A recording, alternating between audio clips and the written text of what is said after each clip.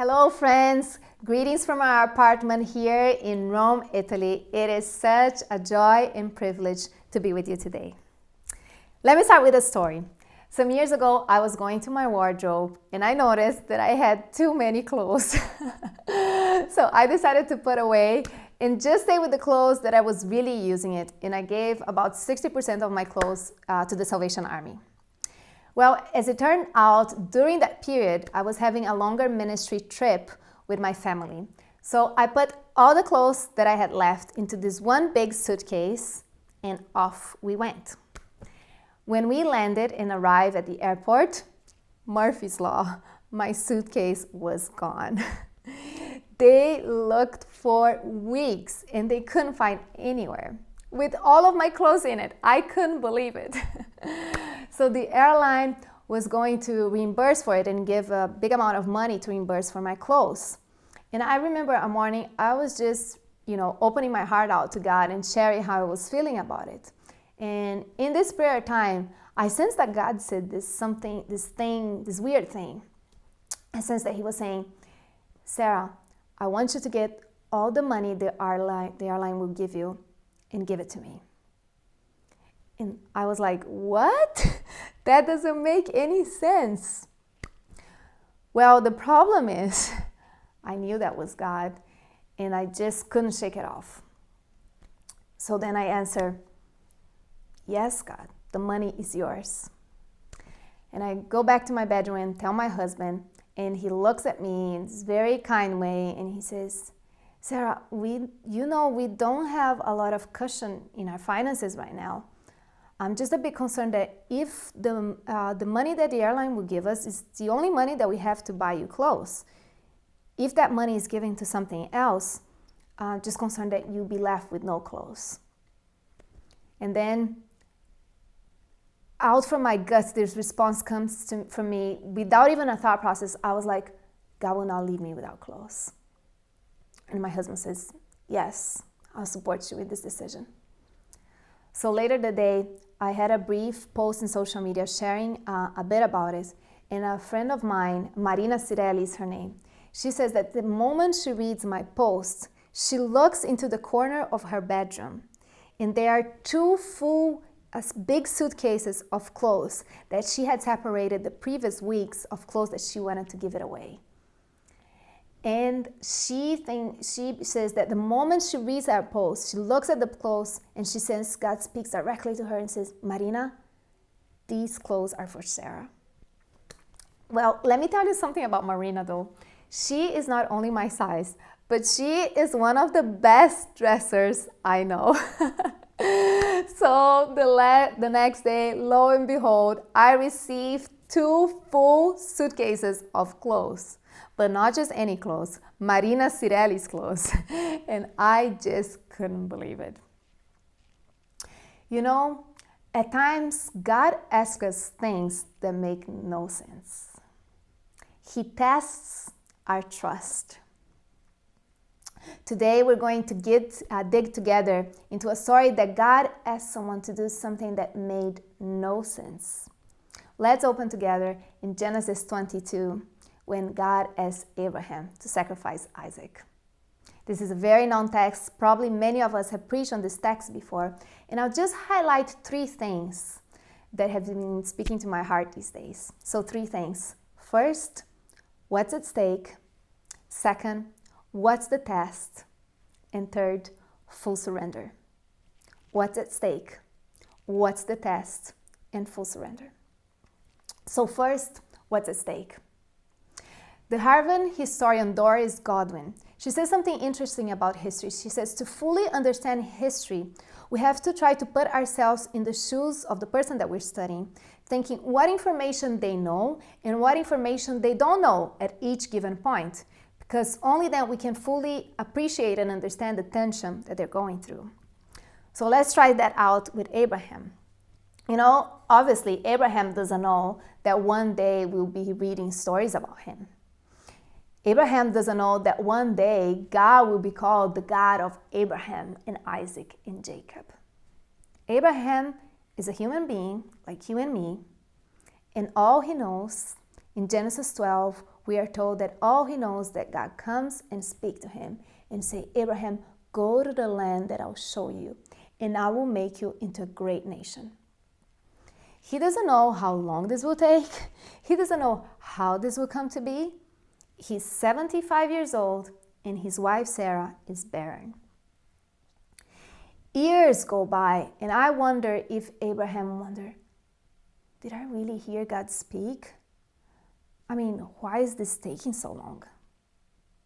In fact, we get a bit of a glimpse into Abraham's internal process, because some chapters later, when God appears to him in Genesis 15, God says, Abraham, I am your shield, your very great reward. And Abraham's immediate response is to remind God, God, I am childless. The only heir to the things that I have right now is my servant Eliezer. And God says, no, Eliezer would not be the one getting your inheritance. You will have your son from your own flesh. And Abraham believes him. Well, 11 years go by, and Abraham has Ishmael through Hagar. Then another 13 years go by, and I wonder if Abraham thought, probably Ishmael is the son of the promise. In fact, we know that because in Genesis 17, when God appears again to Abraham, giving all these promises, and Abraham was like, God, if you would only bless Ishmael. I mean, Sarah is now 90 years old. And God says, no, you will have a son through Sarah. His name will be Isaac, and he will be the one that I'll be in covenant with. So you see what's at stake? Then next year, when after 25 years, Abraham was waiting for this promise, when Isaac is born and when Isaac grows up, Isaac is way more than only Abraham's beloved and long-awaited son. Isaac is Abraham's symbol of God's promise. Isaac is Abraham's ministry. Isaac is what Abraham had lived decades for. Isaac is Abraham's promise and legacy. I mean, everything's at stake with Isaac.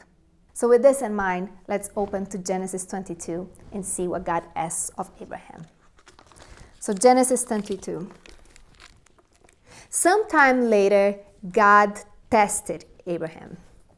He said to him, Abraham, here I am, he replied. Then God said, take your son, your only son, whom you love, Isaac, and go to the region of Moriah. Sacrifice him there as a burnt offering on the mountain I will show you. Early next morning, Abraham got up and loaded his donkey. He took with him 2 of his servants and his son Isaac. When he had cut enough wood for the burnt offering, he set up toward the place God had told him about. On the 3rd day, Abraham looked up and saw the place in a distance. He said to his servants, stay here with the donkey while I and the boy go over there. We will worship and then we'll come back to you. Abraham took the wood for the burnt offering and placed it on his son Isaac, and he himself carried the fire and the knife. As the 2 of them went on together, Isaac spoke up and said to his father Abraham, Father. Yes, my son, Abraham replied. The fire and the wood are here, Isaac said. But where is the lamb for the burnt offering?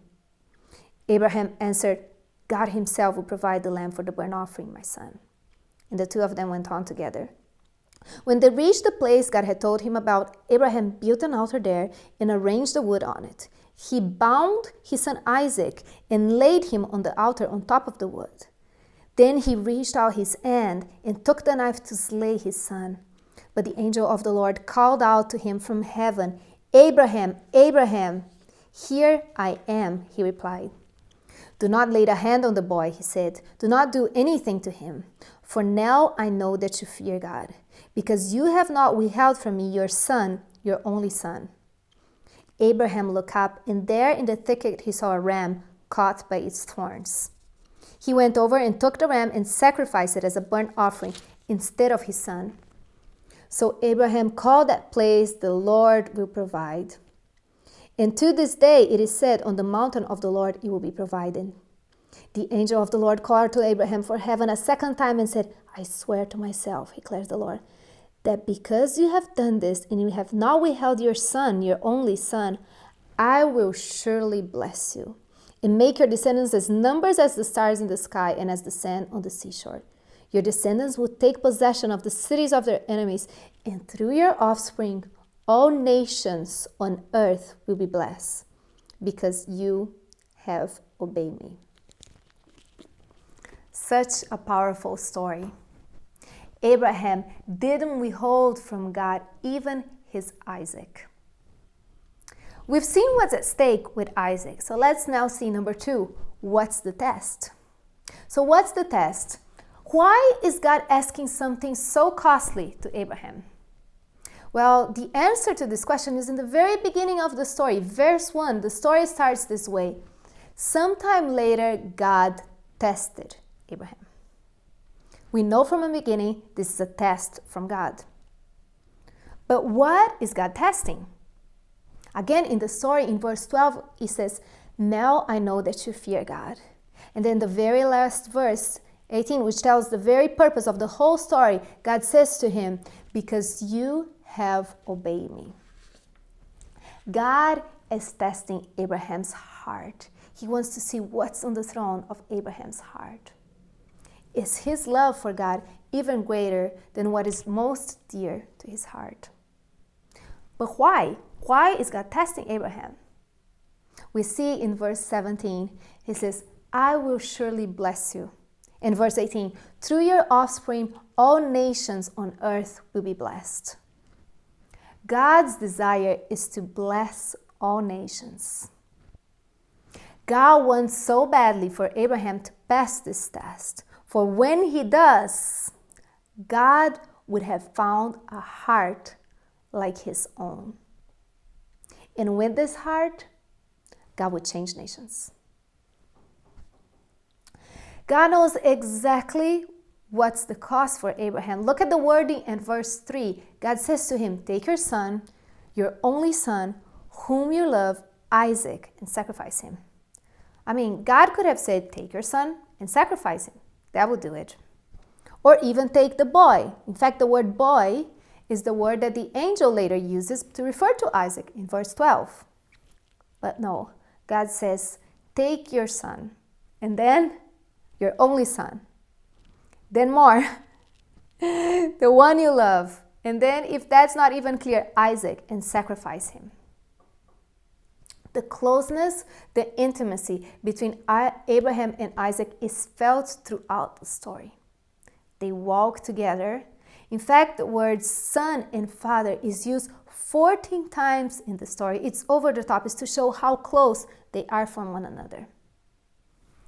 This is our wedding ring. It's made of gold.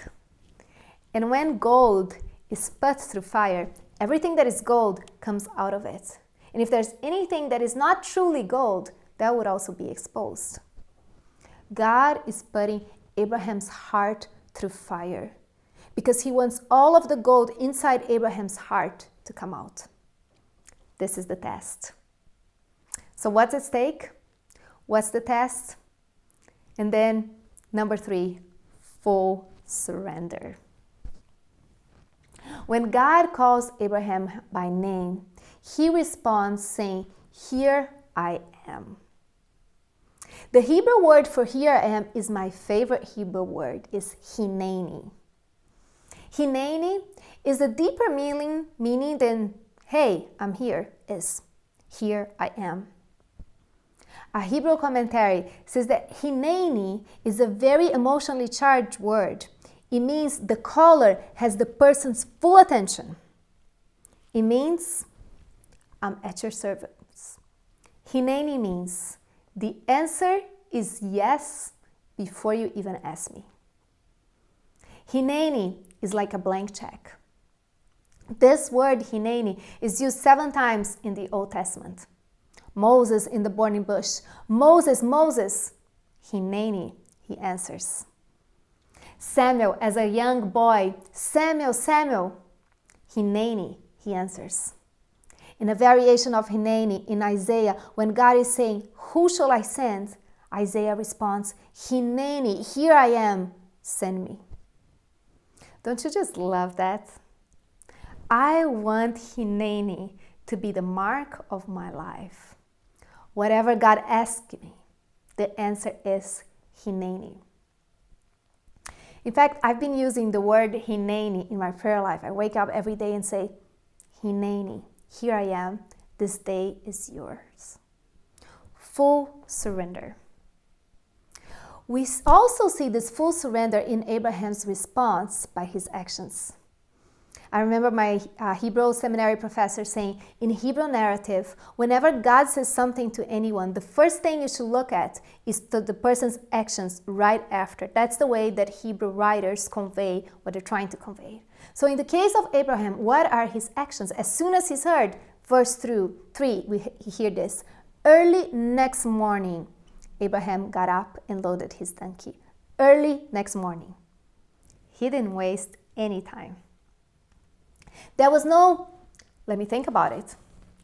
There was not even, let me talk with my wife about it. Early next morning. Radical obedience. Immediate obedience. Costly obedience. Foolish obedience. This is full surrender. This is Abraham at his best. The climax of someone who has walked so closely to God that when he hears God's voice, his answer is Hineni without a thought process. As the story continues, the tension builds up. Abraham and Isaac are walking together, and Isaac asks, "Where's the lamb for the offering?" And Abraham responds, "God will provide." Again, in this story, we know that at the end, Isaac will be spared. But Abraham doesn't know that. How can he answer to Isaac, God will provide, with such confidence? Well, Abraham has this God confidence inside him because he has experienced previous situations where God came through. He has passed through previous faith tests, and now he can testify the character of the God he loves, even now when the stakes are higher. In the last years, I've been directing Revive Europe. We gathered 3,000 students and graduates from 68 nations for 5 days over New Year's to pray and sow for revival in Europe. The total cost for this project was 1.2 million euros. And we were fundraising about €500,000 for scholarships and other costs. So as you can imagine, this was a gigantic journey of faith. During these 3 years, I kept holding out to the truth that I can trust God and that He pays for the bills, what He orders. I had learned from previous situations in my life, like the one with the clothes that I shared in the beginning and many others, that God comes through. Well, into 2 weeks before the gathering, in a 3-year journey, 2 weeks before the gathering, we were still missing 100,000 euros, and we kept believing God for it. Then, on a Thursday morning, I opened my email 2 weeks before the gathering, and this email comes out saying that a group of donors is giving the last 100,000 euros for it. I remember just bursting into tears. And I just knelt beside my bed and I was praising God and saying, God, you did it again. You did it again. What are the faith tests that you have experienced in the past that give you this God confidence that He will come through again to whatever test you are going through right now? What are the faith tests that you have seen in the past, God's faithfulness, that you can trust Him and you can surrender even if He asks for our Isaac? That's the God confidence that Abraham has. And Abraham, he goes all the way. He goes to the mountain where he's told. He binds Isaac. Can you imagine? He gets the knife to kill his own son. I can't even imagine. And that's when he hears it again. Abraham, Abraham. Hineni. He responds once again, here I am. Abraham has passed the test, just like God really wanted him to. And God says, now I know that you fear God, for you have not withheld from me your son, your only son. God is thrilled. Abraham passed the test. And then God puts the stamp on his blessing on Abraham. I love how the Message translation puts it. In verse 17, it says, I'll bless you. Oh, how I'll bless you. God has found a heart like his own, who will not withhold his son, his only son. Isaac was spared, but Jesus, the ultimate Isaac, God's son, he will not be spared. We can give God our Isaac because God has given us his Isaac to us. This is the ultimate surrender. So allow me to ask us, what is our Isaac? What is on the throne of our hearts? John Calvin says that the human heart is an idol factory. Idols. Tim Keller defines idols as anything more important to us than God. He says anything that absorbs our heart and imagination. He says good things that have the danger of becoming the ultimate thing. Idols of the heart. Things that compete with the affection in our heart. You know, those things that we daydream about. Things that if we lose it, maybe life will make no sense. What is your Isaac? Security? Approval? Career? Reputation? Achievement? What is your Isaac? If I'm very honest with myself, my main Isaac and potential idol in my heart, it's ministry itself. It's the things that I love and feel called to and I'm giving my life for. Let me share a story of how God exposed this idol of ministry in my life. This is quite a vulnerable story, so just hang in with me.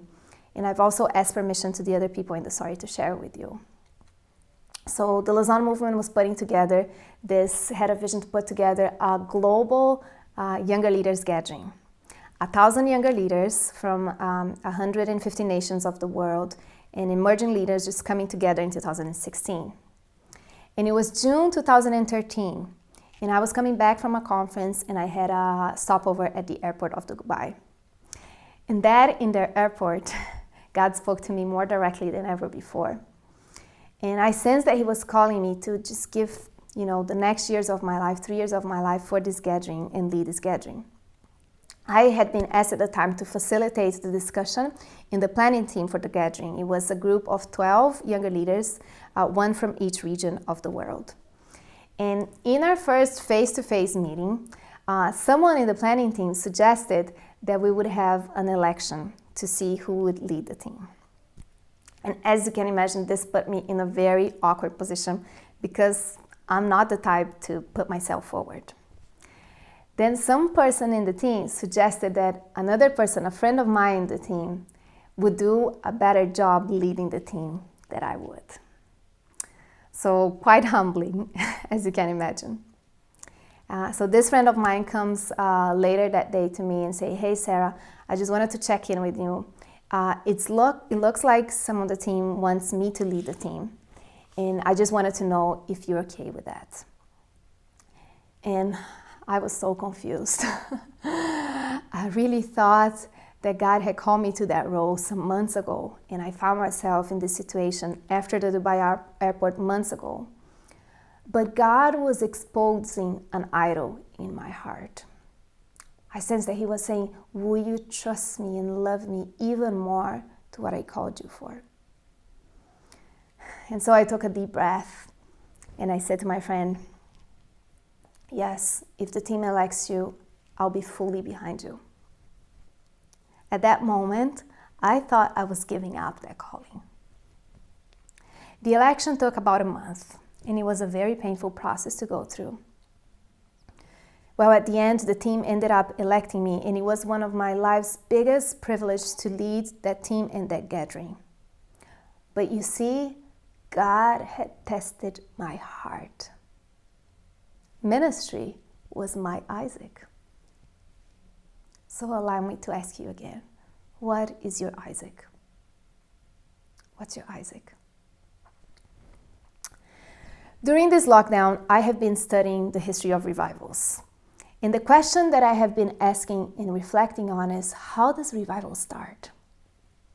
Well, this question was once asked to Gypsy Smith, the famous British evangelist, and he answered this way. He said, if you want to start a revival, go home, lock yourself in your room, kneel down, get a piece of chalk, and draw a circle around yourself.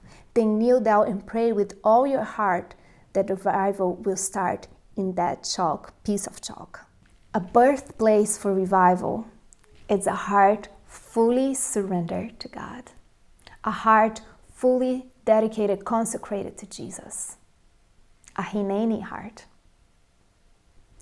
Evan Roberts, he puts it this way. He's the Welsh revival leader, and he says, God cannot do a great work through you without doing a great work in you first. A church revival, a national revival, a continental revival.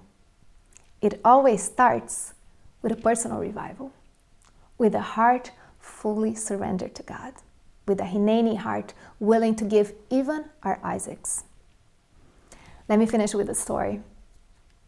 The greatest scholar authority on the history of revival is this Fuller professor. His name is J. Edwin Orr.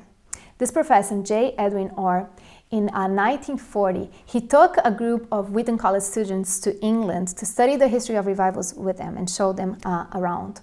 And he took this group to the house where John Wesley had grew up. And they were going upstairs, seeing the different rooms. They get to John Wesley's rooms, and the students see this mark on the floor just beside John Wesley's bed.